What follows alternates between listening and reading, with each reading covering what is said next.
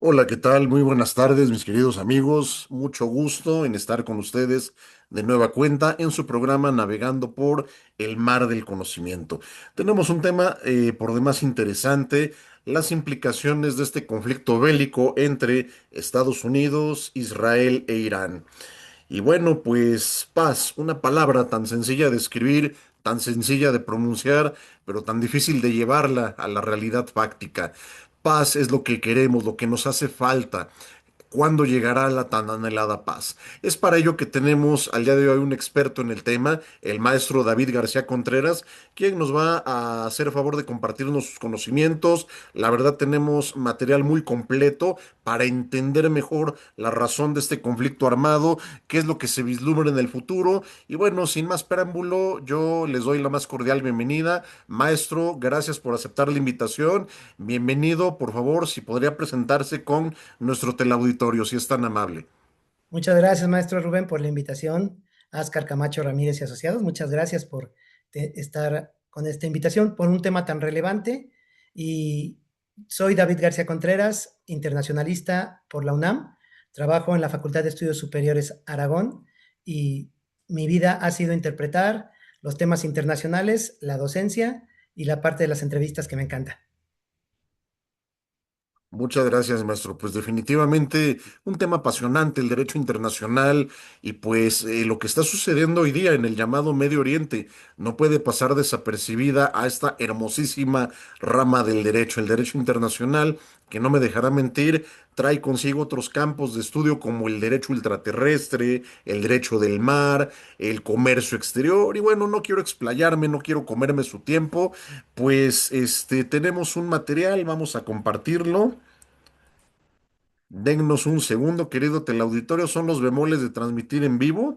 Aquí está, implicaciones del conflicto entre Estados Unidos e Israel. Maestro David, por favor, cuando guste, Muchas gracias. Si pudiéramos pasar a la adelante. siguiente. Gracias. Hace cinco siglos antes de Cristo, las personas que les tocó vivir en aquel momento pudieron presenciar las maravillas de uno de los más grandes imperios que ha visto la humanidad. Se trató del imperio persa, un imperio que no solamente tenía su asiento en lo que hoy conocemos como Medio Oriente, sino que también se extendía para la parte de Asia Oriental, llegaba al norte de África, como podemos ver en la imagen, e incluso una parte de Europa. Un imperio por demás prodigioso que llevó a algunas personas a hablar de un gran poder que no había existido hasta entonces. Y nada más y nada menos que fueron los persas al mando de un gran líder militar de nombre Ciro, quienes acabaron derrotando al gran imperio de Babilonia. Y una vez que derrotaron a Babilonia, empezaron esa expansión y con ella la expansión también de su cultura, la expansión de su identidad y de sus costumbres. Un imperio al que le siguió después de Ciro, Ciro el Grande, por cierto, le llamaban así.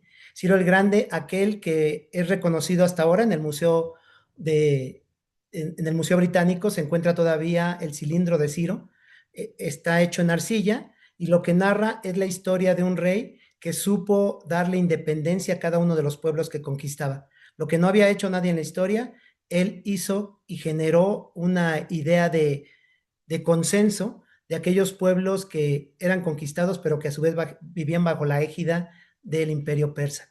Después vendría Darío el Grande, y finalmente Jerjes, que los tres fueron una gran dinastía que del siglo 550 a.C. al 330 a.C. hizo que brillara aquella zona. ¿Por qué lo traigo a colación? Porque la parte de la esencia del Irán actual tiene que ver con las bases culturales del imperio persa.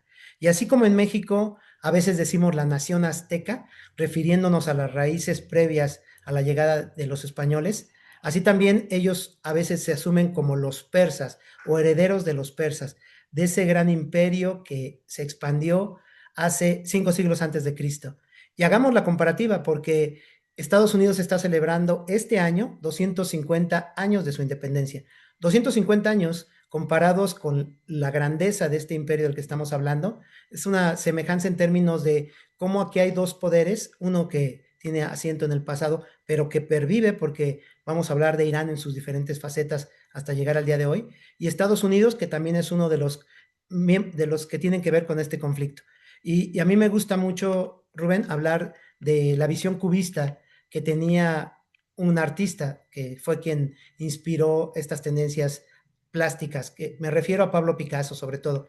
El cubismo decía que había que ver la realidad en torno a de diferentes maneras, que si nosotros veíamos por ejemplo el aspecto político, también teníamos que tomar en cuenta la cultura, las cuestiones jurídicas que ya hablabas, en la economía, la geografía, y todo nos va dando la explicación de un problema. Te invito a que podamos hacer eso a lo largo de los siguientes minutos, que veamos diferentes aspectos de esta realidad, que es el conflicto entre Estados Unidos, Israel e Irán, desde un punto de vista cubista, desde diferentes aristas.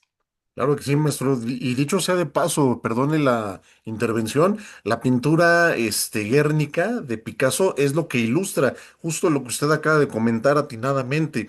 Y ese efecto cubista va más allá de una cuestión artística, como bien lo acaba de señalar. Muchas gracias.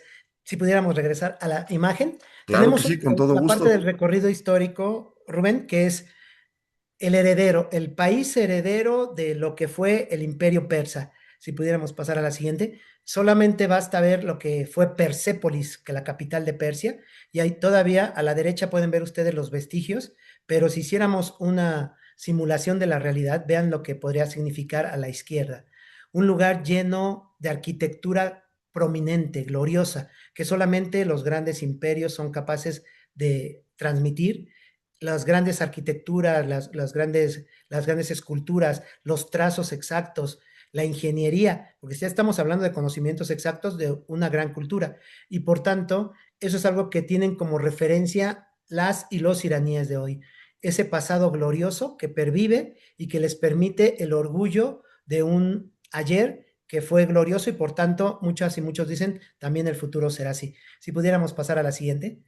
Otro episodio histórico que hay que destacar es la llegada del Shah, el llamado Shah de Irán, Mohammad Reza Pahlavi, que gobernó de 1953 a 1979. Y él llega por un golpe de Estado, es alguien que impone una monarquía, que se destaca por su cercanía con Occidente, y esto no lo perdamos de vista porque se podría pensar que hay fricciones desde hace muchas décadas con relación a Irán, y no es a partir de 1979. Con Reza Pahlavi, por ejemplo, había una cercanía con Israel, había colaboración en materia militar, había buen entendimiento, incluso llegaron a colaborar en materia de cuestiones de creación de energía atómica. Eso parecería increíble hoy en día. Muy cercano a Estados Unidos. De hecho, cuando él sale exiliado de su país, va a Estados Unidos, pasa por México, va a Estados Unidos, ya enfermo él de cáncer. Y es Estados Unidos quien la acoge en buena medida porque es Estados Unidos quien mantuvo de buena parte el que él estuviera allí, en esa región tan importante. Es una región fundamental para Europa y para Estados Unidos. Para Europa por la cercanía y debe tener gobiernos que sean proclives a ellos, sobre todo por los recursos que hay ahí de los que hablaremos ahora.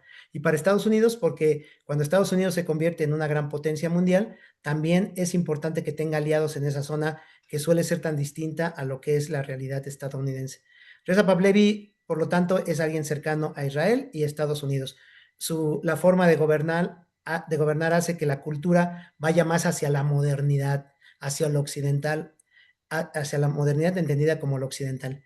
Pasamos a la siguiente, por favor. Pero es hasta 1979 Maestro, cuando... disculpe la interrupción. Aquí Sí, nada claro, más claro, quisiera hacer una pequeña acotación, si me lo permite. claro. Eh, con el llamado Shah de Irán, podemos hablar de un parteaguas en la historia iraní y, por qué no, también en la geopolítica internacional. Ahora, dicho sea de paso, y no me va a dejar mentir, con él, Irán fue llamado el país más occidentalizado del Medio Oriente. Estamos hablando de un Irán completamente distinto. Incluso existe la creencia de que con el Shah de Irán se retomó el nombre del Imperio Persa, mas no es así. Ahorita usted nos hará favor de aclarar el tema y llega Ayatollah Khomeini. Vamos a ver de qué manera llega Ayatollah Khomeini y por qué toma su nombre actual, la República Islámica de Irán. ¿Qué fue lo que pasó? Y por su breve paso por México, cabe señalar que él era un enamorado de nuestro país, él conocía perfectamente bien México. De hecho, él antes de este exilio visitó nuestro país conoció las ruinas de Teotihuacán, me parece que también estuvo en las ruinas mayas, y él dijo, México e Irán son países con una riqueza cultural y antropológica tremendas, y así como los mexicanos se sienten orgullosos de esas raíces, los iraníes también tenemos esa conexión con México. Por eso fue uno de los países que escogió. Estaba enfermo, no recuerdo si hizo escala en un hospital en el extranjero, y el presidente de aquel entonces, José Guillermo Abel López Portillo y Pacheco, ya no le permitió la entrada nuevamente al Shah. En una entrevista que Enrique Krause le hizo en el año de 1998, cuando hubo un ciclo de programas de los sexenios y tocó el sexenio de Jolopo, como le decían a López Portillo, él comentó, todavía vivía el señor, y dijo, si no acepté el ingreso de nueva cuenta del Shah de Irán, era porque yo no quería arriesgar a ningún mexicano. Hay que analizar muy bien las palabras de López Portillo, a qué se refería, pero eso lo vamos a ver ahorita con la llegada de Ayatollah Khomeini, que dicho sea de paso, marcó la década de los ochentas a la par que Ronald Reagan. Maestro, por favor, era solamente lo que quería compartir. Muchas gracias, Rubén. Muchas gracias. Y con relación a, a este país que se está construyendo, a partir de 1972 podemos ver aquí cómo están, cómo quedan conformadas sus fronteras. Y lo que es muy importante, porque este mapa sí nos permite ver de cerca, es la parte de la cercanía con Irak, que está a un lado, a la izquierda. Hablaremos en la década de los 80 y a partir de la llegada del Ayatollah, de esta guerra tan sangrienta que se estableció con Irak, pero también podemos ver Arabia Saudí. Y aquí cabe también resaltar la parte en donde ambos países tienen gran presencia musulmana. Sin embargo, Irán se caracteriza por ser chiita en su mayoría y el caso de Arabia Saudita por ser sunitas. Esa es una de las diferencias. Arabia Saudita, ahora hablando de cercanías, un país muy cercano, aliado de Estados Unidos, necesario para abastecimiento de petróleo, e Irán empezará su distanciamiento junto con los países que están allí cerca. Y llega entonces el momento en 1979 de la proclamación de la República Islámica de Irán, que ese es el nombre. Y es justo este momento en donde se da el distanciamiento desde el punto de vista político y religioso respecto a los otros dos contendientes de esta guerra actual, que son Estados Unidos y el Estado de Israel. Porque no olvidemos que Irán se mantuvo al margen durante las guerras con los países árabes que desencadenó y que también se inmiscuyeron los países árabes con Israel. Esas batallas tan cruentas de la década de los 60, 70, en donde varios países que tenían mayoría musulmana, que se agrupaban como árabes, fueron quienes combatieron férreamente a Israel en aquel momento, mientras Irán se mantenía impávido con un Reza Pahlavi que era muy cercano a Israel y a Occidente. De hecho, era el aliado estratégico para contener al mundo árabe en ese momento. Pero las cosas cambian porque llega alguien con una tendencia religiosa, política distinta, y entonces el que era un aliado tradicional se convierte en un enemigo que incluso tiene, a partir de 1979, en su constitución, al Estado de Israel como uno de sus enemigos. Y no menciona al Estado de Israel, pero se menciona la entidad sionista como una de las principales amenazas a la seguridad, e incluso la idea de acabar con la entidad sionista es uno de los objetivos de la República Islámica de Irán. Eso ya nos permite ir viendo las distancias que se van marcando, el rompimiento abrupto, y ahora sí empieza el enfriamiento y el distanciamiento con respecto a Occidente, a Estados Unidos en particular, y a Irán en términos generales. Si pudiéramos pasar a la siguiente. Las figuras históricas son fundamentales, como bien decía Rubén, y aparece el Ayatollah Khomeini, primero, 1979, este líder que además es carismático, que había vivido en el exilio, que regresa de Francia y que conquista a un pueblo necesitado, a un pueblo que veía las distancias en las diferencias de quienes habían logrado ascender con la monarquía, pero la gran mayoría que se mantenía excluida. Y la religión viene a ser ese elemento de cohesión que da el impulso para marcar la diferencia, para retomar las grandezas de antaño, y el discurso cuadra muy bien para una población que necesita en ese momento un cambio de gobierno. Y en ese sentido es que aparece esta realidad en donde se da este distanciamiento tremendo con Occidente y con Israel. Aquí empiezan las diferencias tan marcadas. Es 1980, no debemos olvidarlo, el momento, noviembre de 1980, en que un joven libanés en su país comete un atentado terrorista contra un edificio en donde hay población israelí. Y ese primer acto, en donde no eran dos ejércitos peleando, sino una persona que tenía su cuerpo, que estaba muy convencida de lo que hacía y que se empezaba a llamar a alguien que era un mártir, desde ahí se empezaron a llamar mártires a las personas que entregaban su vida en pos de esto que es la Guerra Santa, desde el punto de vista musulmán, porque hay que entenderlo así. A veces desde Occidente nos parece esto que no es comprensible, luego lo vemos como fanatismo, la palabra terrorismo a veces tiene ese dejo, que es un tanto desacreditable, pero se trata de personas que creen en algo de manera profunda. Bueno, lo creen tanto, Rubén, que entregan su vida. Digo, eso no es sencillo. Son personas muy convencidas y aquí la religión juega ese papel fundamental. El odio debe ser tremendo para que alguien pueda ofrecer su vida. Es este momento el que inicia también el distanciamiento porque es Irán quien empieza a agrupar a diversos grupos, a entrenarlos, a darles armas en distintas partes de la región de Medio Oriente, para que más allá del enfrentamiento directo que él pudiera tener con Israel, fueran grupos de este tipo, grupos armados de tipo guerrillero, de tipo de movimientos terroristas, quienes dieran esos golpes que acertaban y que generaban terror, que era una de las esencias. Y esa es la lucha que mantendrán, por ejemplo, Hezbollah desde el Líbano, aparecerá Hamas, la yihad islámica en los territorios palestinos, ya más recientemente los hutíes en lo que hoy es Yemen. Es la presencia de un líder religioso que es reconocido por esos otros grupos chiitas que ven en Estados Unidos y en Israel al enemigo a vencer. Y empiezan los grandes distanciamientos porque lo propio hacen los judíos. Los judíos empiezan a ver cómo mueren personas por ataques y empieza la defensa a ultranza. Empiezan a armarse, empiezan a producir energía atómica Irán se convierte en un país con capacidades nucleares en una zona donde nadie lo tiene. Gracias a la ayuda de Estados Unidos, por supuesto, esto es fundamental.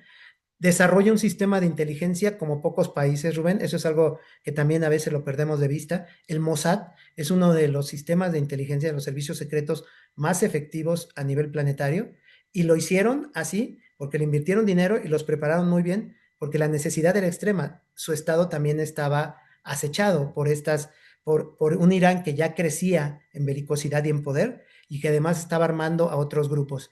Es decir, si te das cuenta, de nuevo aparece nuestra visión del cubo, en donde no solamente hay que ver buenos y malos aquí en lo que ocurre hoy en día, sino las circunstancias que les toca vivir y lo que se va desarrollando, los odios que se van acumulando, Rubén, eso es algo generación tras generación, van creciendo los odios, la intensidad, las fricciones, los muertos, la sangre, las desavenencias, al mismo tiempo que hay gente, pero mucho menos, que aboga por la paz, tanto en Irán como en Israel y en Estados Unidos, pero hay muchas otras y muchos otros que caen verdaderamente en el fanatismo y eso lleva a que sean más cruentas las guerras. El llegar a nuestra época actual con lo que nos ha traído las últimas, hoy estamos en el día 13 del conflicto y el asesinato de Ali Khamenei por parte de fuerzas israelíes apoyadas por Estados Unidos es el desencadenante de este nuevo conflicto que ya llevaba ciertas rispideces desde el año pasado y que nos lleva a la designación de un nuevo ayatollah, de un nuevo líder que encabeza y que mantiene al país unido, porque Estados Unidos le apostó a que terminando con el gran líder religioso podía acabar con este régimen, que es una de sus apuestas. Pero ya nos dimos cuenta, Rubén, que no es así, que los iraníes tienen esta parte en donde el poder está repartido, pero que tienen la capacidad además de responder ante estas circunstancias. Si pensamos además que ya Ali Khamenei tenía 86 años, ellos ya estaban pensando en una transición y viene de alguien con quien tiene confianza, alguien con quien existe esa posibilidad de continuidad, su hijo.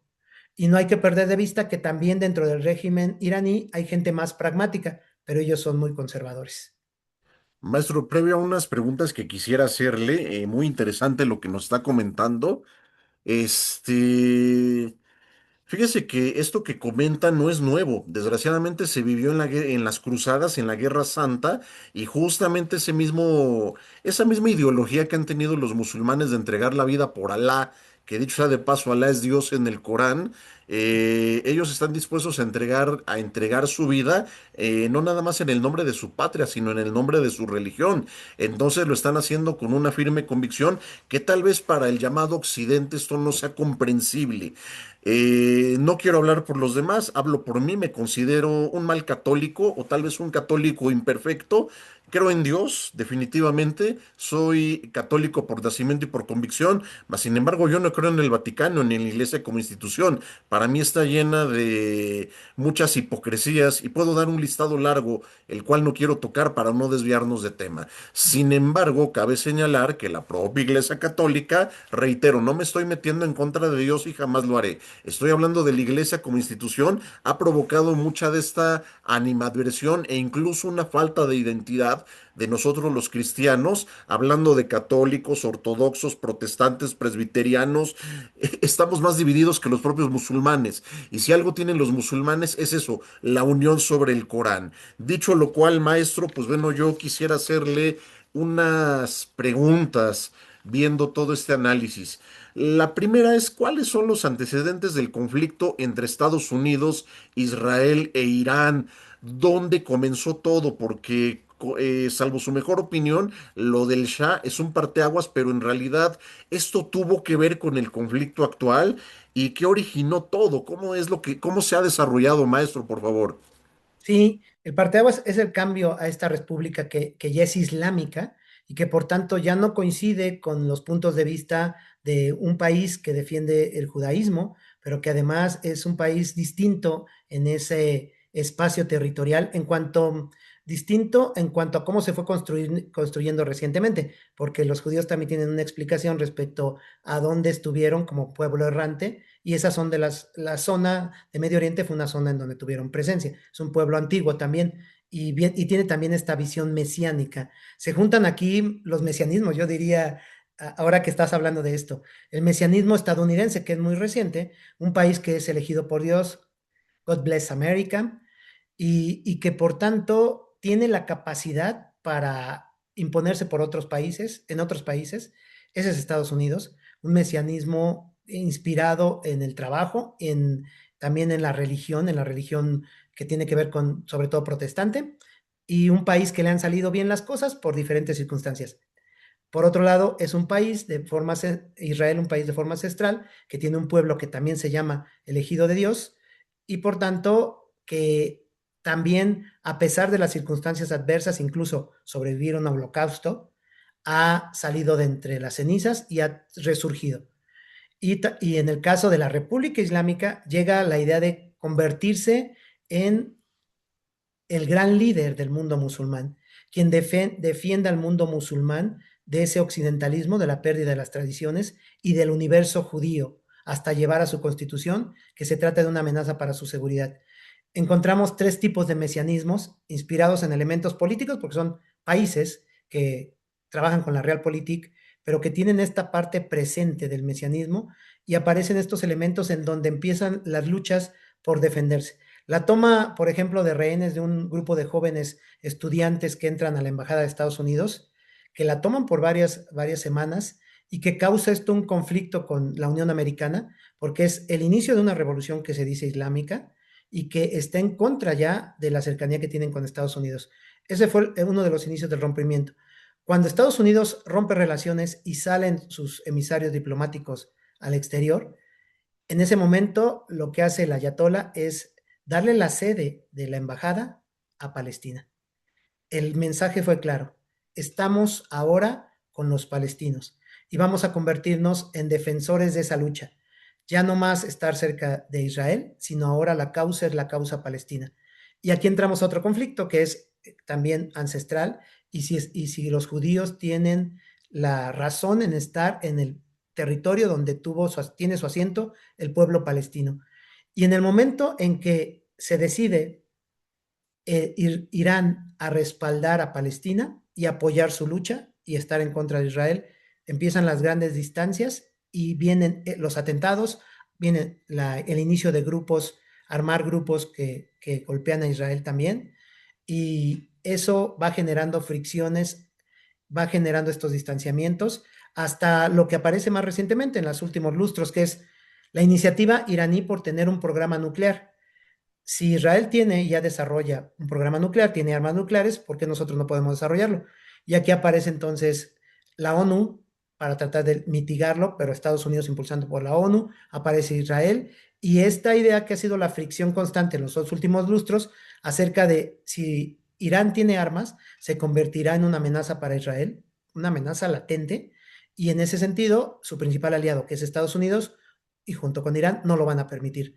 De allí que las principales fricciones que han venido, incluso las sanciones económicas que ha tenido Irán en la última década, tienen que ver con su intento por tener armas nucleares, por irse armando mucho más y por convertirse en una amenaza no controlable para Estados Unidos y por supuesto en un enemigo acérrimo de Israel. La gota que derramó el vaso fueron los últimos días, porque no olvidemos, Rubén, que había negociaciones. Estaba Estados Unidos e Irán sentados a la mesa con relación al programa nuclear y de pronto vino la escalada. Ya habían anuncios por parte de Donald Trump respecto a que podía pasar algo en Irán, pero fue el momento que ellos decidieron, porque además ya te estaba todo planeado, todo parece indicar que infiltraron las redes de seguridad de Irán y por eso es que pudieron llegar a su líder máximo y acabar con él y con varios de los grandes líderes políticos y militares. Fue una jugada precisa con los servicios de inteligencia trabajando al unísono y de manera certera con la capacidad militar para poder eliminar al objetivo, como lo llaman en términos militares. Así es, maestro. Y mire, salvo su mejor opinión, considero que parte de este conflicto también tuvieron mucho que ver tres grandes potencias: el Imperio Británico, la República Francesa y los llamados Estados Unidos de América. ¿Qué pasa aquí? Recordemos que el Imperio Otomano abarcaba todos estos países. Era un imperio muy grande. Tan es así que por 600 años hizo temblar a Europa. De hecho, el pan que nosotros conocemos como cuernito, que los franceses llamaban croissant, bueno, se le siguen llamando croissant, significa luna de cuarto menguante. No había internet, las comunicaciones no eran tan rápidas, pero el alimento sí llegaba a la mayor brevedad posible de acuerdo con la tecnología y logística de la época. Era una forma de avisar: cuidado, los otomanos nos vienen a invadir. ¿A qué viene todo esto a colación? El Imperio Otomano, que fue un participante de la Primera Guerra Mundial, del lado de los, no llamémosle enemigos, pero sí apoyando a la Alemania imperial del Kaiser Guillermo I o Guillermo II, no recuerdo bien. Pero estamos hablando de un imperio otomano ya muy debilitado, con falta de sentido de pertenencia, que es un elemento sine qua non para todo Estado libre y soberano. Y maestro, aquí el petróleo surge como el nuevo protagonista para ser el motor del mundo, sustituyendo al carbón y a la leña. Entonces, ¿qué es lo que sucede aquí? Que vieron enormes reservas en los llamados países árabes, concentrados en el mapa que amablemente nos mostró, que curiosamente abarca la península arábiga, Irán, Irak y Kuwait. Kuwait, este último muy pequeñito, invadido en 1991 por Irak, por Saddam Hussein, y también George Bush padre tuvo mucho que ver ahí. Pero a lo que quiero llegar es este modus operandi de los anglosajones, exceptuando a Francia, aunque también Francia, reitero, tuvo mucho que ver con este desmembramiento injusto del Imperio Otomano, el divide y vencerás. ¿De acuerdo? Yo recuerdo a Osama Bin Laden cuando lo entrevistaron.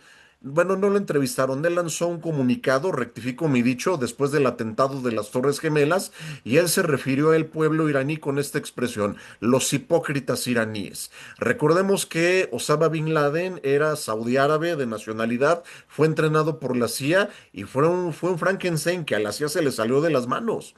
Ya después no lo pudieron controlar. ¿Estará vivo? ¿Estará muerto? Es un misterio, tal cual sucede con el Señor de los Cielos, con el Mencho aquí en México, pero a lo que quiero llegar es justamente a otra pregunta, haciendo este contexto histórico, y es, bueno, ya nos detalló los antecedentes del conflicto geopolítico, pero ¿qué considera usted en cuanto a efectos a nivel regional o mundial que puedan desencadenarse con esta guerra, maestro? Porque estamos hablando de países petroleros y en particular Irán es el mayor proveedor de China. China es el mayor importador y consumidor de petróleo. Para mí, la nueva potencia actual. Estados Unidos ya es un imperio en decadencia que está viviendo lo que España en 1898, pero Estados Unidos no lo quiere aceptar y está dando ahorita patadas de ahogado que desgraciadamente nos pueden llevar a una tercera guerra mundial. Pero qué mejor que usted que nos pueda explicar esto, por favor, maestro. Muchas gracias. Ahora que pones este contexto, me gustaría decir que efectivamente lo que estamos viendo está a la luz de una gran política internacional, de una transición que estamos viendo, de un superpoder en términos militares todavía incuestionables, que es Estados Unidos todavía, de un poder económico que ve en ascenso rápidamente, que es China, y de un poder económico y político que no alcanza los mismos niveles, pero que es Rusia, que ya tiene su propio conflicto desde hace 4 años y por tanto ahí está gastando buena parte de sus fuerzas, pero que de esas fuerzas depende también, si sale victorioso, cómo va a quedar posicionado en el próximo ajedrez geopolítico del mundo, que es el caso de Rusia. Pero no perdamos de vista que lo que está haciendo Donald Trump a 250 años de su independencia, con no, la posibilidad de no tener un segundo mandato, ya no tiene posibilidad, por lo tanto él está arriesgando todo. Tiene elecciones en noviembre y esa es la única esperanza que puede ir menguando para la paz. Lo retomaremos en la parte final, pero tenemos a este gran contexto de lo que está ocurriendo. Lo que está pasando hoy en día en esta guerra no solo impacta a nivel regional, sino a nivel mundial. Si pudiéramos poner las imágenes para ir haciendo referencia a estos aspectos Con mucho económicos, estaría gusto. perfecto. Y Muchas regresando gracias. un poquito a la historia, maestro, si me lo permite, cabe señalar que este adolescente que le disparó al archiduque Franz Ferdinand era parte del Imperio Otomano, ¿de acuerdo? Y ahí volvemos a lo mismo. La pregunta es, ¿la Primera Guerra Mundial fue provocada? ¿Acaso fue algo intencionado?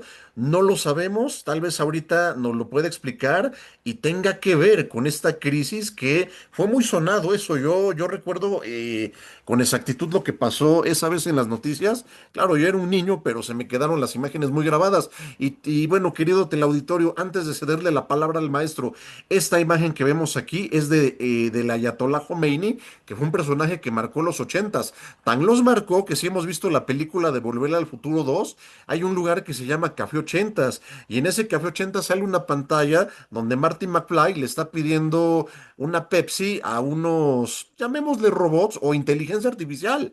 Y hablando de inteligencia artificial, disfrazados o ilustrados, mejor dicho, de Ronald Reagan y Ayatollah Khomeini. Fíjense nada más el impacto sociocultural y político.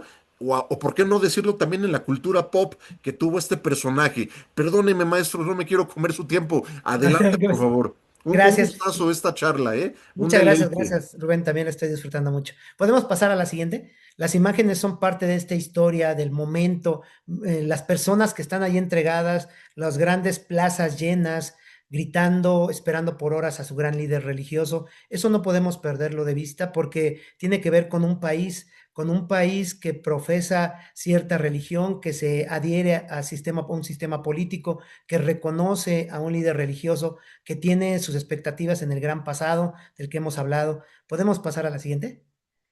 Y todo esto hace que el conflicto actual sea la acumulación de todas estas respideces que hemos estado viendo. Es la intensificación debido, eso sí tendríamos que decirlo, muy probablemente a un personaje que es Donald Trump, que ha estado siendo un agente disruptivo en los últimos 2 años casi ya en la política internacional y que ha impactado la política internacional en todos los niveles, en esta lucha por la hegemonía en ascenso de dos potencias, sobre todo de China, como bien lo decían. Pasamos, por favor, como bien lo decía Rubén. Y tenemos que aquí, estas son las partes más importantes. Aquí está el estrecho de Hormuz a la derecha, en el círculo de arriba. Podemos ver que es un paso central para buena parte del petróleo.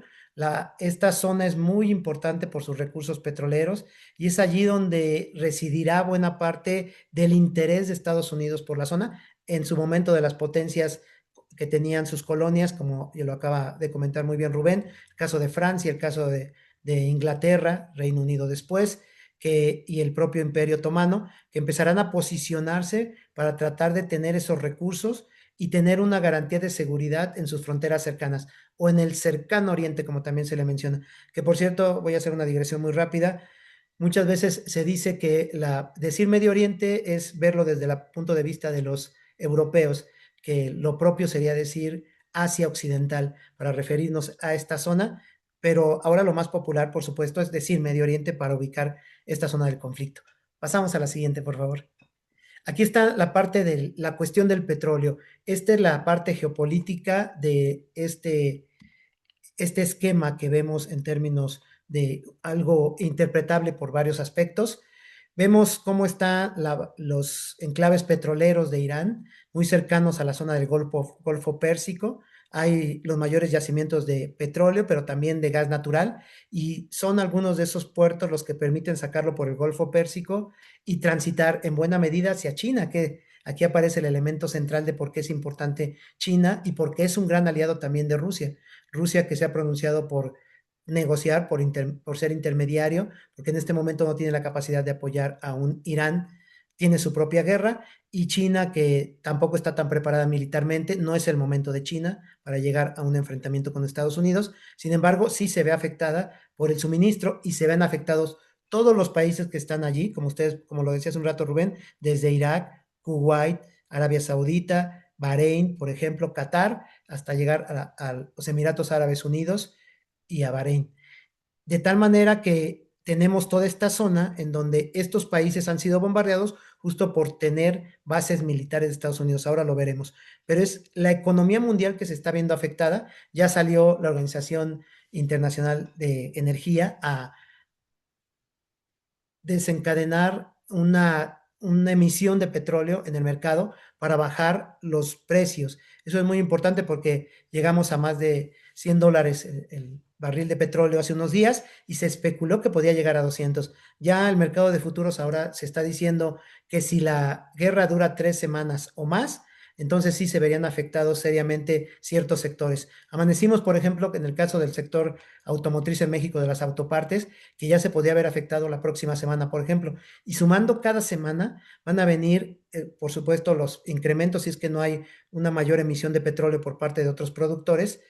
La carencia hará que los costos del transporte aumenten, que los fletes aumenten, el propio turismo que hace que pueda ser un efecto económico, las bolsas de valores que se empiezan a inquietar y ese efecto que va de algo regional a algo mundial, porque estamos en una economía globalizada, hace que la situación en Medio Oriente empiece a llamar la atención para economistas también, porque se trata de un efecto dominó que va sumando un escalamiento y un encadenamiento de varios sectores de la economía, no solo lo que tiene que ver con el petróleo y el gas, sino los impactos que tenemos en otros ámbitos, Rubén.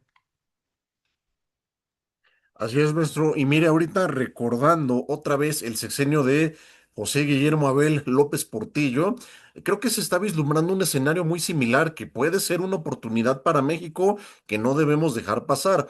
Recordemos que cuando vino el boom petrolero con López Portillo, con su predecesor Luis Echeverría, se declaró la guerra del Yom Kippur. Y los países árabes sancionaron a los estados que apoyaron a Israel. O sea, si se fijan, este conflicto no es nuevo, es muy, muy añejo. Y en desquite o en represalia, no sé cuál de las dos palabras sería la correcta, ¿sabes qué? Ya no te voy a vender petróleo y a ver cómo le haces. Y como en aquel entonces no había ni siquiera una pequeña chispa de, ¿cómo se llama? De intención de tener combustibles más amigables con el ambiente o una alternativa al petróleo. Claro que provocó una gran preocupación. ¿Qué pasa? Que se descubren grandes yacimientos en el Golfo de México y México en aquella época se convirtió en el cuarto mayor productor de petróleo, solamente superado en este orden por Arabia Saudita, la Unión Soviética y Estados Unidos. Ahora, reitero lo que mencioné hace un momento, Irán es el mayor proveedor de China en cuanto a petróleo, y lo digo porque hay por ahí algunos politiquillos que pretenden confundir a nuestro pueblo, y eso, disculpen la expresión, como me repaté el hígado que lo hagan, en donde dicen, ay, el petróleo ya no es lo de hoy, el petróleo ya no es negocio. A ver, señores, si el petróleo no fuera negocio, esto no estaría pasando. ¿De acuerdo? Las guerras que siempre a lo largo de la historia se iniciaron para robar, desgraciadamente ahorita el motivo principal de las guerras es el petróleo. Ahora, la pregunta es, ¿por qué China sigue comprando petróleo? A pesar de que China es potencia mundial en combustibles amigables con el ambiente, no están ustedes para saber, no, sí están para saberlo y yo también para contarlo. Ujú. Fíjense bien hasta dónde llega la tecnología de China. La luz de las calles en algunas ciudades de China están siendo tomadas de la luna. Rubén, la luna no produce per se luz. Yo lo sé, ¿sale? ¿Vale? Sin embargo, recordemos que si la luna se ve con ese blanco brillante precioso, o la luna de octubre que se ve más romanticona, es porque hay un reflejo de la luz solar. Entonces, ese reflejo de la luz solar en la luna es lo que están tomando los chinos para iluminar sus calles, y les estoy hablando de una iluminación de gran calidad, ¿eh? No son calles que se vean oscuras, no son calles en donde no se alcanza a ver, y están obteniendo, si ustedes lo quieren ver, entre comillas, una energía gratis. Gratis entre comillas, porque la proveedora de esa energía, ¿quién es? La Luna. Claro que aquí China tuvo que hacer una inversión en infraestructura, en capital humano, que es imperiosamente necesario. Y aquí un pequeño paréntesis. Cuando sucedió ese boom petrolero con López Portillo, hubo un ambicioso plan económico con Japón que fue orquestado por el Gabinete Económico de López Portillo, la Facultad de Economía de la UNAM y el economista estadounidense, de los pocos gringos que merecen mi respeto, Lyndon LaRouche, para que se celebrara un tratado de intercambio de tecnología por petróleo entre Japón y México. Desgraciadamente, y digo desgraciadamente porque es la verdad, y el maestro hace rato dio un año clave, 1980. México ya estaba preparado para empezar a producir petróleo y a venderlo, pero llega Ronald Reagan con el año 1981, el año en que yo nací, y bastó con acordar con los países árabes, aumenta la producción petrolera para que baje el precio del barril, y México, en un terrible error de interpretación económica, en palabras del entonces secretario de Hacienda Jesús Silva Herzog, pensó que iba a seguir siendo un mercado de vendedores y no de compradores. ¿Qué pasó? Que México no quiso bajar el precio del petróleo a $4, que era lo que ya costaba el barril, después de que en aquel entonces rebasó el máximo histórico de $100 por barril. ¿Saben qué? Pues el petróleo mexicano es de tal calidad, y el que no nos quiera comprar este precio, pues que se vaya a buscarle por otro lado. Y nos tomaron la palabra. Y fue uno de los factores que desencadenaron la crisis de 1982, que fue nefasta para nuestro país. A lo que quiero llegar es conocer la importancia de saber la historia, porque mucha gente me dice, Rubén, es que eso ya pasó. Sí, pero precisamente porque ya pasó, necesitamos conocerlo, primero para conocer las hazañas que alguna vez México tuvo, porque México no es un país de mediocres, es la idea que nos han hecho creer. México no ha sido una historia de derrotas, hemos hecho grandes hazañas. Una de ellas es que el peso mexicano alguna vez estuvo entre las 5 monedas más poderosas del planeta, y le dieron paso al nacimiento de los derechos especiales de giro, que mucho tienen que ver con el derecho marítimo, y ahorita vamos a hablar al final del aumento de los fletes que bien comentó el maestro, que ya está siendo una causa inmediata de la guerra, ¿eh? Pero lo quiero dejar al final. Otra de las situaciones es para conocer los errores que también se cometieron en el pasado, a efecto de no repetirlos. Es de todos nosotros sabido que México está haciendo una inversión y un esfuerzo considerable para tener unas fuerzas armadas preparadas para la guerra. Ojalá y de verdad no haya un conflicto armado, porque en una guerra todos salimos perdiendo. De verdad, o sea, todos salimos perdiendo.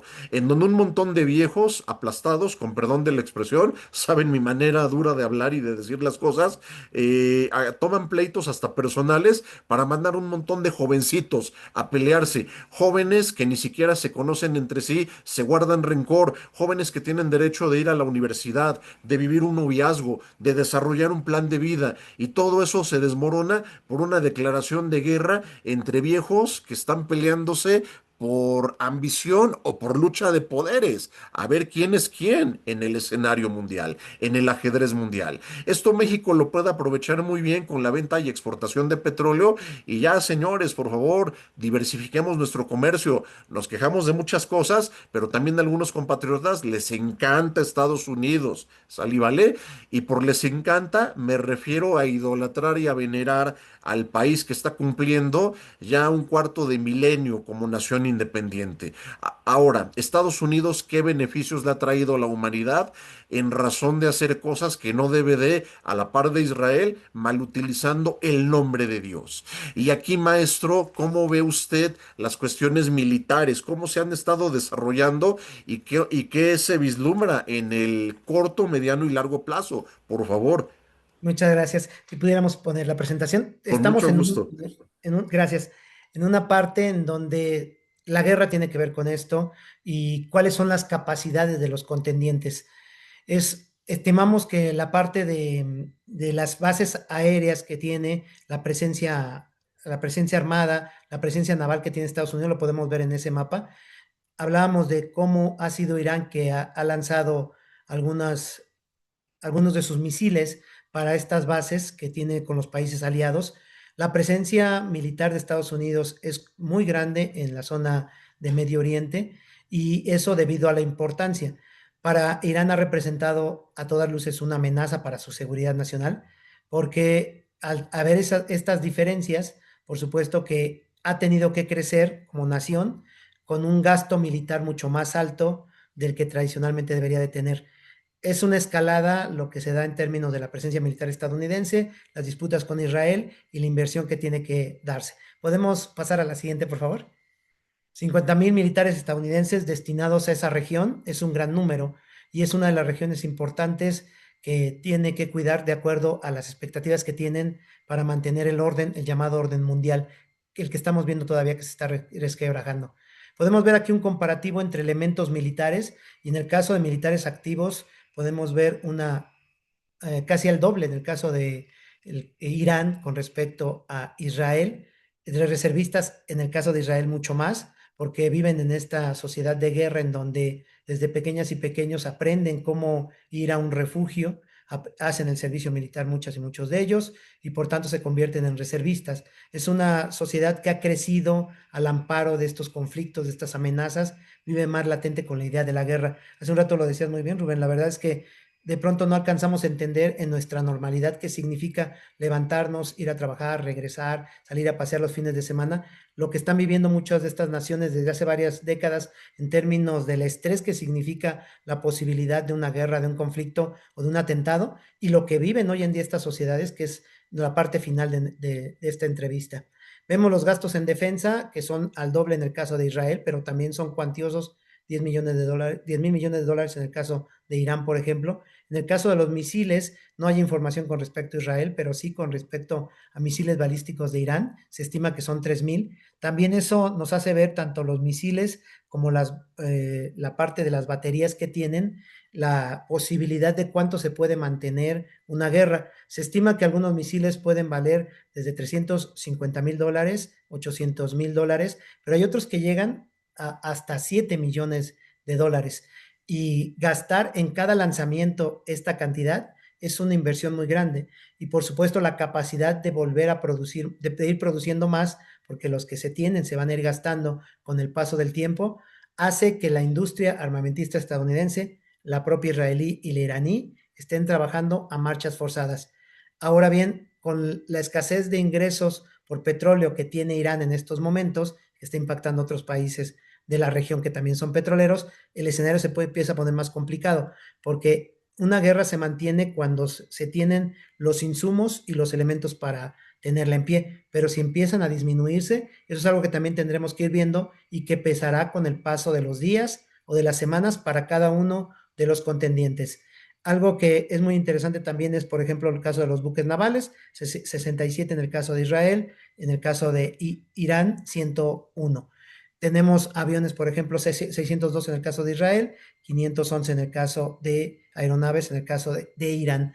Como te puedes dar cuenta, son dos países que son potencias regionales. Se trata de regionales y decíamos hace un rato, en el caso de Israel, tiene una bomba atómica. No está en el Consejo de Seguridad porque no fue de los países que salieron victoriosos en la guerra y que tuvieron parte en este acuerdo, gran acuerdo que fueron Naciones Unidas, los países que tienen un asiento como miembros permanentes, pero sí pertenece al club nuclear. Es un país que tiene ese poderío por encima de muchas otras naciones y que se convierte al mismo tiempo en una amenaza y un serio adversario para muchas naciones en el resto del planeta. ¿Podemos pasar a la siguiente? No podemos olvidar también, Rubén, lo que se está dando ya con la inteligencia artificial, estos vehículos que son autónomos, los drones y los drones iraníes en particular se han desarrollado de una manera muy intensa. Ahí vemos algunos de los modelos. El propio Irán le está proveyendo de drones a Rusia. Buena parte de los que ha empleado Rusia tienen que ver con la sofisticación que ha alcanzado Irán. Irán es una potencia en materia de producción de drones. Y es interesante decir esto porque de pronto cuando Irán lanza un misil, al mismo tiempo puede lanzar muchos drones.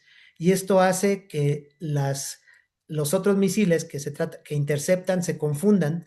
Y a veces ha ocurrido en esta guerra ya que los misiles van detrás de los drones. Obviamente impactar a un dron es un costo muy bajo con relación a un misil y está haciendo que Irán esté perdiendo esas inversiones que tienen misiles destruyendo drones. Es como tratar de matar una mosca con el matamoscas, pero que es algo que el poder es muy pequeño. Es una estrategia que ha empleado Irán y eso no lo perdamos de vista, porque al ser los maestros del mundo de los drones en este momento, tienen la capacidad para llevarlos a bombardeos en algunas de las bases navales, lanzarlos junto con misiles y confundir y hacer que Israel vaya gastando esos misiles que tiene y que son una inversión, como lo comentábamos.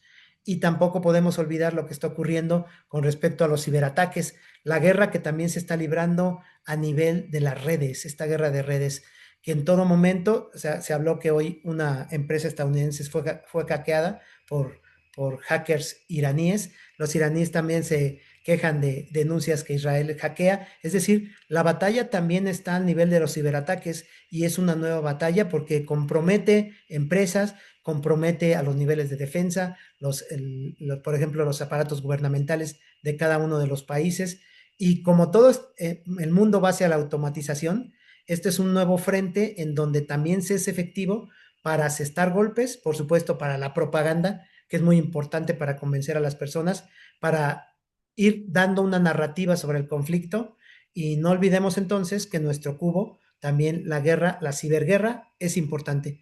La ciberguerra también se está librando. Esta es mucho más especializada. Lo que vemos más son las cuestiones económicas que se ven en el análisis, la geopolítica, pero esta requiere un poco más de la interpretación. Por el nivel de secrecía y el nivel de tecnología también es mucho más velada y por tanto no es tan accesible, pero también se está librando allí una guerra, Rubén. Sí, maestro, la verdad es que, bueno, es impresionante la comparativa que nos acaba de compartir. Estamos hablando de potencias regionales y como bien lo indicó, no tienen un asiento permanente ninguno de los dos en el Consejo de Seguridad de la ONU. Debería ya de haber esta reestructuración en el Consejo de Seguridad porque, en mi humilde opinión, a reserva de lo que usted nos puede indicar, el Consejo de Seguridad ya se ha convertido más en un club de amigos que en realidad un cuerpo sancionador o garante de la paz. La propia ONU también ya necesita reestructurarse. No olvidemos la razón por la cual dicha ONU nació. Hubo una Segunda Guerra Mundial que hasta ahorita ha sido el mayor conflicto catastrófico en toda la historia de la humanidad. Y aquí cabe resaltar unas palabras que comentó Albert Einstein.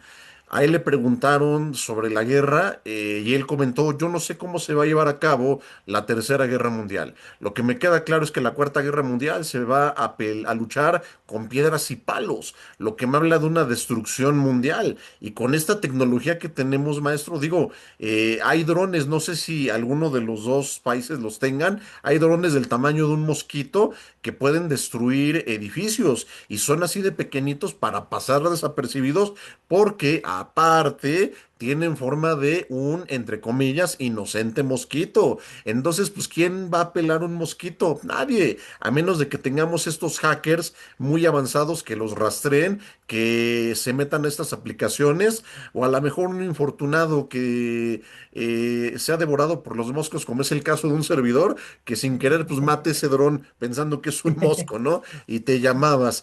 Pero bueno, maestro, ya para... Bueno, si es que ya vamos a cerrar, contrario censo, el espacio es suyo, podemos continuar el tiempo que usted guste. Aquí ya nos hizo favor de explicarnos pues todo el contexto geopolítico, económico y militar. Tenemos dos preguntas de nuestro teleauditorio. ¿Cómo podría desarrollarse el conflicto y qué podría esperarse en los próximos días, semanas o meses? Y la otra pregunta que nos hacen es que, bueno, creo que esa ya la respondió maestro, pero si quiere profundizar, ¿qué efecto ha tenido la guerra sobre las poblaciones implicadas? Perfecto, muchas gracias. Gracias. Si pudiéramos poner las imágenes para Con, relacionarlo con las con gusto. preguntas. La primera es, ¿qué viene? Se estima que si Estados Unidos intenta ingresar al territorio, se va a encontrar con esta barrera en este mapa que significa una barrera natural, la cadena montañosa. Irán está rodeado de cadenas montañosas y eso lo hace muchas veces inaccesible. Es una fortaleza en términos de estas cordilleras, pero al mismo tiempo, no hay que olvidarlo, Rubén, es una fortaleza también que se puede convertir en un encierro, porque los recursos se pueden acabar, ellos necesitan agua, cómo sacan su petróleo si están dentro de la fortaleza. Es un arma de dos filos porque les permite protegerse, pero al mismo tiempo les podría generar el que se aíslen. Sería muy costosa una guerra en donde entraran tropas estadounidenses y, e israelíes al territorio. Las bajas también serían costosas porque hasta ahora no pasan de una decena en el caso de Estados Unidos y ya le han costado en términos de simpatía. Ahora, Donald Trump anda con un nivel de apoyo de 20 al 30%, muy bajo, uno de los más bajos, y algo que le salga mal en esta guerra, por ejemplo, el costo de vidas humanas, ya lo vimos en la guerra de Vietnam, en buena medida se paró gracias al electorado y las movilizaciones pacifistas de los grupos que visibilizaban cómo estaban muriendo muchas personas mientras los políticos estaban tranquilos en Washington. Y de allí que sería muy costoso. No se estima que pasaríamos a eso. Más bien aquí lo que viene tal vez sea la presión de las propias elecciones y lo que hace Irán es tratar de aguantar lo más posible. Se estima que no ha sacado todavía sus misiles más mortíferos Irán, los está reservando, está luchando ahora una guerra en lo cercano contra las bases militares, contra barcos en lo cercano, y podríamos pasar a la siguiente, pero lo que sí tiene Irán, y recordemos 1980 que decíamos este joven libanés que se inmoló y se convirtió en un mártir, que sigue teniendo presencia y por eso es que Israel está bombardeando el sur del Líbano, porque está de lleno contra Hezbollah. Jamás tiene un conflicto propio en los territorios palestinos, acabamos de verlo, lo tenemos presente en los últimos meses, los hutíes en Yemen y la yihad islámica. Estos grupos que están diseminados no solamente en la región de Medio Oriente, sino que seguramente ya están en algunos países europeos y en el propio Estados Unidos. Aquí dependerá de los servicios secretos de los países europeos, del propio Irán, el Mossad y de Estados Unidos, para limitar estos posibles ataques. Hoy mismo hubo un atentado, pero contra una sinagoga en Estados Unidos. Y el siglo, Rubén, empezó con un atentado terrorista que no habíamos visto en la historia de la humanidad y fue contra Estados Unidos. Esta es una de las formas de lucha del régimen iraní, son sus terrenos. Así es que tampoco podríamos estar exentos que las próximas batallas en los días siguientes o en los próximos meses tengan que ver con atentados terroristas. Y lamentablemente eso nos lleva a la siguiente pregunta y a la siguiente imagen, si me ayuda, por favor, Juan. La agresión israelí al Líbano ha dejado 570 muertos, pero esta cifra, 760,000 desplazadas y desplazados. Las imágenes que hemos visto estos días son desgarradoras, como las vimos en la Franja de Gaza, 1,440 heridos, infantes, ancianos, mujeres, personas que de un día para otro su tranquilidad se acabó, tienen que dejar su casa y van en busca de salvar su vida. Personas concretas, Rubén, aquí bien lo decías tú hace un rato, son personas concretas. A veces los números pueden ser muy fríos, pero las personas que están sufriendo en el sur del Líbano, las personas que han sufrido esto que a veces se llama ataques indirectos o daños colaterales, se trata de personas y familias que se desmembran, personas que quedan mutiladas, personas que mueren, que sufren las catástrofes de la guerra. Tú hablabas hace un rato del Guernica, esta pintura que habla de los horrores de la guerra, y de verdad que sí, si pudiéramos pasar a la última imagen, que es la reflexión final justo en la idea de lo que puede venir y lo que aspiramos. Yo soy internacionalista, Rubén, y como internacionalista mexicano, lo que promovemos es lo que dice nuestra Carta Magna en el artículo 89, fracción décima, que es México dirigirá su política exterior de acuerdo a ciertos principios que se emparentan con la ONU. No intervención, solución pacífica de las controversias, autodeterminación de los pueblos. Y esta imagen que hizo un diseñador italiano hace 20 años, porque fue cuando la ONU cumplió 60, hoy ya cumplió 80, nos hace referencia a esto. Son dos palabras que a veces podrían ser las dos caras de la misma moneda, pero sin duda la apuesta y el derecho está allí, la justicia está allí, el derecho internacional está allí, los valores están allí, los valores universales, y esto que llamamos humanidad o lo mejor del ser humano nos llevaría a que apostemos por el respeto a las leyes y que a pesar de agentes disruptivos como Donald Trump, de esos intereses que puede haber detrás del petróleo, de las luchas intestinas que a veces ciegan por la parte de la religión y que llevan a la gente a matar a otras personas en nombre de cualquier Dios, a pesar de eso, la idea y la apuesta siempre, que siempre sea por la paz. Y esperemos que pronto se llegue a un acuerdo por el bien de las personas que están sufriendo y porque en el mundo que queremos vivir es un mundo donde impere la justicia, la razón y la paz. Maestro, ¿qué le digo? De verdad, un deleite esta charla. Eh, Me encantó, me dejó perplejo y muy, muy interesante. Fíjese que lo que comentó hace rato de la guerra de Vietnam me lleva a sugerirle, y por supuesto sería un honor para nosotros que participara de nueva cuenta en este espacio que es suyo, porque la guerra de Vietnam cuando terminó, si pensamos que ahí habían terminado todas las guerras, no es así. Inició una guerra contra el narco. ¿Qué pasó? Bueno, se terminó la guerra de Vietnam en parte por la humillación que sintió Estados Unidos porque ellos menospreciaron al pueblo vietnamita. Vietnam supo aprovechar muy bien la unión que tenían, la geografía que tienen y la técnica de guerra de guerrillas. O sea, la entonces mayor potencia mundial militar en la historia de la humanidad que fue Estados Unidos, no lo podía creer. De verdad, o sea, ¿cómo es posible que este país tan pequeñito, subdesarrollado, con una tecnología militar muy, muy escueta, me haya derrotado? Y gente en Estados Unidos que decían ya basta. Pero a manera de que, y eso no se vale, a manera de que Estados Unidos mantenga activa su economía e imprima dólares para condicionar que los empréstitos se entreguen en su unidad monetaria sin un respaldo económico, es justamente declarando guerras.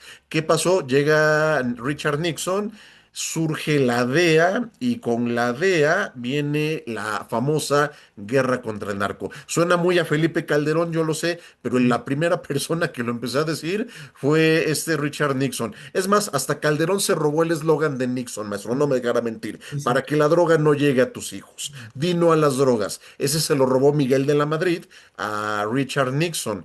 Estará muy interesante, si su agenda se lo permite, que pudiésemos platicar de ese tema que también impacta en el derecho internacional, porque para Estados Unidos la culpa es de México y siempre México va a ser el culpable de todo o cualquier otro país va a ser el culpable de lo que suceda en el mundo, menos ellos. ¿Sale y vale? Y aquí no Sí. quisiera profundizar porque les estaré contando el final de la película. Pero, cerrando con el tema de Vietnam, para regresar a este tema del conflicto Irán, Estados Unidos e Israel, decíamos que la guerra no trae nada bueno, maestro. Si llegamos a ver la película de Rambo, al final vemos a un John Rambo como ser humano que cae. Llorando le dice al coronel Truman lo que le pasó y hay una frase que se me quedó muy muy grabada que dicho sea de paso esas palabras las tomó Sylvester Stallone de un soldado que estuvo en Vietnam. Bueno, un soldado que regresó a su patria y dice llorando, manejé equipos que costaban millones de dólares y aquí no puedo conseguir un empleo ni siquiera como acomodador de autos. ¡Qué fuerte! Ujú. ¿Dónde queda la vida de esos jóvenes? Lo que decíamos hace rato, maestro, se les destruye el proyecto de vida. Ahora, ¿procede un juicio de amparo en contra de la destrucción de un proyecto de vida por culpa del Estado? Tantas cosas que podemos tratar, tantas cosas que hay que desenmarañar. Y esa paz, maestro, volvemos a lo mismo, una palabra tan sencilla de escribir y de pronunciar, pero tan difícil de llevar a la práctica. Los niños cuando empiezan a hablar dicen algo similar a pa. Ahora, ¿se referirán a papá, a mamá o a paz? No lo sabemos, hasta ahorita no hay una prueba científica fehaciente que nos traduzca lo que nos digan los bebés. Ojalá y existiera esa máquina de los Simpson, ¿verdad? En donde nos tradujera qué es lo que dicen los bebés. Pero bueno, maestro, ya para concluir, no sé si quisiera aportarnos algo adicional, por favor. De igual manera, ¿dónde podemos contactarlo para contratar sus servicios, para alguna charla, alguna conferencia o clase? Con todo, con toda confianza, maestro, por favor. Muchas gracias. Mis redes sociales son en Facebook, David García Contreras, y en Instagram, DG Contreras. Y FES Aragón es donde yo trabajo, ahí enseño, ahí trabajo en la carrera de Relaciones Internacionales. Me pueden encontrar en el directorio con todo gusto. Perfecto, maestro. Bueno, pues muchísimas gracias de verdad por esta charla, que más que entrevista fue una charla deliciosa entre amigos. Nada más faltó el chocolate en mi Sí. caso, el café. Me imagino usted toma café o toma té, como la mayoría de la gente. Yo soy una especie rara. Y a nuestro querido teleauditorio, agradecerles que nos hayan acompañado el día de hoy. Lamentablemente tuvimos problemas para transmitir en vivo, pero les vamos a compartir esta grabación con mucho gusto, con mucho cariño, para que nos hagan llegar sus comentarios. Cualquier pregunta para el maestro, nosotros con todo gusto la canalizamos con él y vamos a solventar todas sus dudas. Reitero mi enorme agradecimiento, maestro. Cuídense mucho, querido teleauditorio, maestro. Excelente noche, que descansen. Hasta luego, Sí. muchísimas gracias. Hasta luego, buenas noches. Buenas noches, hasta luego, maestro.